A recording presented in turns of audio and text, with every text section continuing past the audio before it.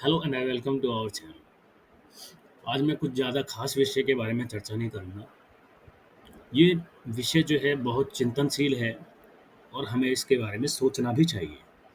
आधुनिक समय में हम ये चीज़ अच्छे से जानते हैं कि ग्लोबल वार्मिंग कितना ज़्यादा बढ़ गया है। ये सिर्फ आधुनिक चीज़ों से ही रिलेटेड नहीं है, ये मानव सभ्यता से भी रिलेटेड है। ये मानव सभ्यता को मैं कहाँ से डिफ़ाइन करूँ, ये मुझे नहीं समझ में आता।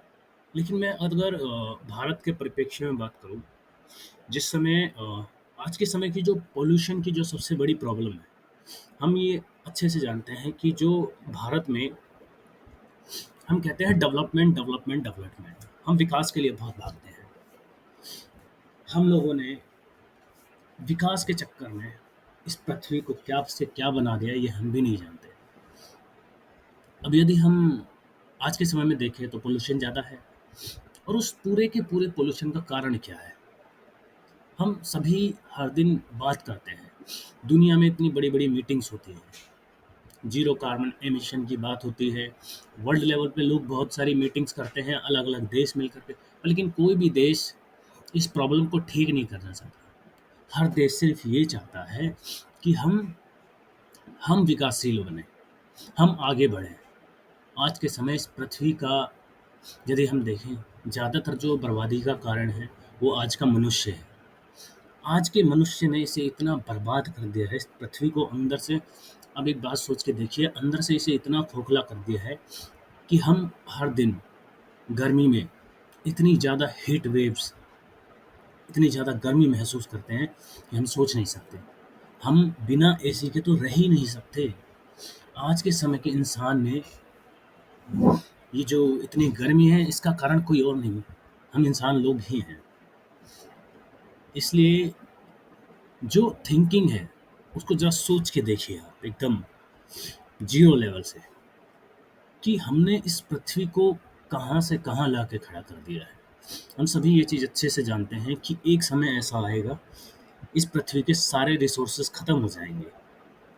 आज जो हम इलेक्ट्रिसिटी, बैटरी, फ़ोन्स, गाड़ियाँ ये सब चलाते हैं, लेकिन क्या कभी हमने इस चीज़ पे गौर किया कि जो हमारे पूर्वजों ने हमें ज्ञान दिया, हमने कभी उन पर अमल करने की कोशिश की? हम हर दिन डिबेट्स करते हैं, बहुत सी डिबेट्स होती हैं जो हमारे पूर्वजों को लेके होती हैं। क्या कभी हम सब ने ये सोचा कि हमारे पूर्वज इतने समय तक, इतने ज़्यादा उम्र तक कैसे जीवित रहे? और क्या उनके समय में पॉल्यूशन नहीं होगा? क्या वो हमारे से इतने ज़्यादा बुद्धिमान नहीं थे? वो थे। वो बुद्धिमान थे इसलिए वो ज़्यादा आयु तक जिए। आज के समय का इंसान इतनी ज़्यादा आयु तक नहीं जी सकता, क्योंकि उसको जीने के लिए खाना चाहिए, पानी चाहिए। जैसे-जैसे डेवलपमेंट हो रहा है, हम पृथ्वी को अंदर से खोखला करते जा रहे हैं। आज के समय में इतनी गाड़ियाँ चलती हैं, इतना पॉल्यूशंस होता है। ये सब क्या कारण क्या है? आज हमारा जो विषय है यही रहने वाला है। मेन मुद्दा यही रहेगा कि हमने हमारे पूर्वजों से क्या सीखना चाहिए, और उसी के कुछ बातों पर हम चर्चा करेंगे। ये वीडियो कुछ अगर किसी को लगता है कि ये ख़ास है, तो वो कमेंट में बता सकता है। अगर मेरी बात से वो एग्री है तो। आरंभ करते हैं इस ज्ञानवर्धक वीडियो। अब इस एरा में यदि हम देखें तो पॉल्यूशन की प्रॉब्लम बहुत ज़्यादा बढ़ चुकी है। भारत देश जो एक समय दुनिया का सोर्स ऑफ केंद्र हुआ करता था हर चीज़ के लिए, आज के समय वो पूरी तरीके से बर्बाद हो रहा है। कुछ कहें तो पॉलिटिशियंस, कुछ कहें तो करप्टेड लोग, ना सरकार अच्छी है ना लोग अच्छे हैं। देखा जाए तो ब्यूरोक्रेट्स भी यहाँ के कुछ ज़्यादा खास नहीं है। भारत के अंदर इतना ज़्यादा पॉल्यूशन बढ़ गया है। यदि देखा जाए तो प्राचीन समय में हमारे पूर्वज इतनी लंबी एज तक कैसे जीते थे? कभी हमने इस चीज़ के बारे में नहीं सोचा। क्या हम ये नहीं सोच सकते कि हमने कभी ये चीज़ क्यों नहीं सोचा कि वो कितनी ज़्यादा उम्र तक कैसे जिए? इंसान वो भी थे, इंसान हम भी हैं। हाँ, इंसान ही इंसान को भगवान बनाता है, ये हम अच्छे से जानते हैं। इसमें हम किसी का भी उदाहरण ले सकते हैं, चाहे वो जीसस क्राइस्ट हो, चाहे पैगंबर हो, चाहे वासुदेव कृष्ण हो, चाहे राम हो।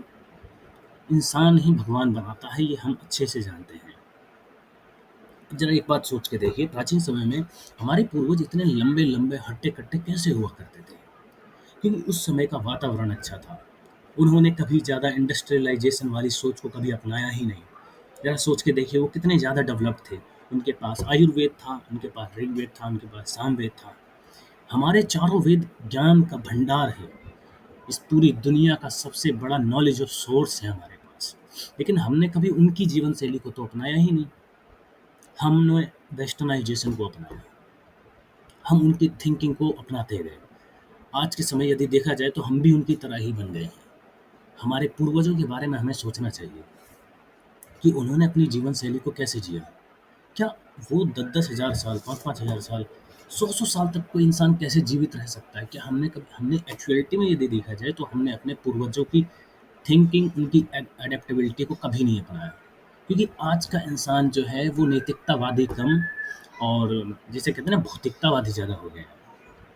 लेकिन एक बात सोच के देखिए, क्या आज के समय का इंसान प्राचीन समय जो हमारे पूर्वज थे उनके समय के उनके आगे टिक सकता था? नहीं टिक सकता था। क्योंकि वो प्रकृति से जुड़े हुए लोग थे। उनको सब कुछ पता था। हम ये चीज़ अच्छे से जानते हैं, खगोल शास्त्र, आयुर्वेद, ज्ञान, संगीत, सब कुछ, पूरा रिसोर्सेस, लिटरेचर, सबका सब ज्ञान था उन्हें।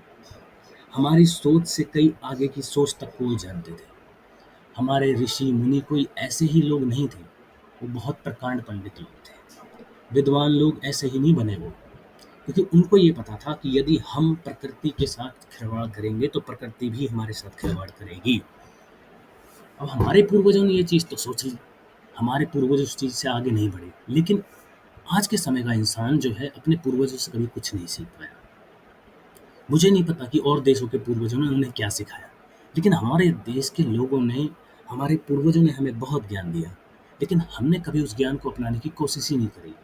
हम लोग वेस्टर्नाइजेशन की तरफ बढ़ते गए। मॉडर्नाइजेशन ने हमारा दिमाग खा लिया। हम लोग भूल चुके हैं कि हमारी एक्चुअलिटी में हमारा सोर्स ऑफ नॉलेज कहाँ है। अभी हम कहाँ बढ़ रहे हैं। मेरे द्वारा बोली गई हर बात